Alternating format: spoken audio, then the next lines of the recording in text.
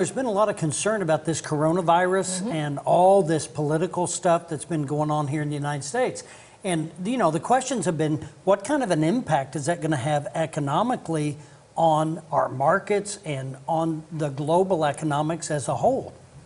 Well, I mean, if you think about it, China produces a lot of goods and services for the entire world. So now all of a sudden, if they're shut down, that's like having your manufacturing company shut down that provides you. So that could impact, you know, what's going on globally. Now, that seemed to be affecting the markets last week. And then the political environment here in the U.S. took over, and that kind of rebounded based on the results that happened. And the markets actually set record highs by the end of last week. So my point is this: if you're letting current events and emotions dictate your planning, you might want to take a step back and rethink that, because that would cause you to make knee-jerk reactions and possibly affect your long-term planning objectives and goals. So let's just quickly go to the chart. Okay. Yeah, Now, let's see what you've got here. Now, for example, I'm going to back up just a little bit.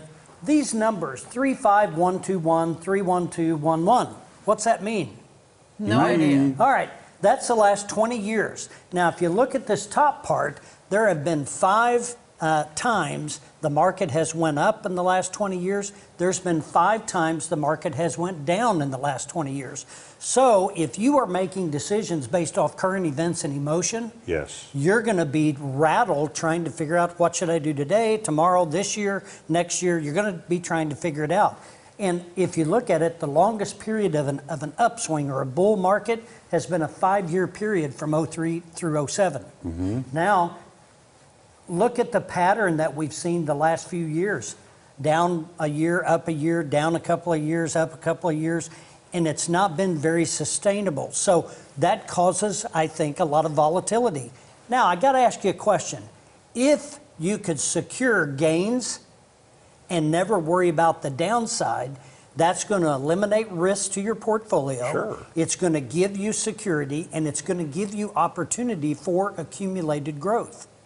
Kind of makes more sense with a retirement plan than it does an investment plan. I would think the top part of this would be more conducive for somebody that's younger, that can afford the ups and downs, Right. etc. If you're retired or contemplating retirement, I think you can look at a more stair-stepped approach to walking into retirement and never having a fear of that downside. It seems to be a better option to have as far as producing income and having that peace of mind that your money is going to be there to take care of you into your old age. Look long-term, don't jump every time something small happens. And it's That's never too right. late to plan. That's right. And this little red dot right here, that's going to be in a coming segment we're going to do, and we're going to talk about that red dot. Sounds good. Look forward Sounds to good. it. Sounds good. All right, if you're thinking of retiring, contact Bruce at the Resource Center for help. 882-1800 is the number. Thanks again. Good to see you. Good to be here. Coming up.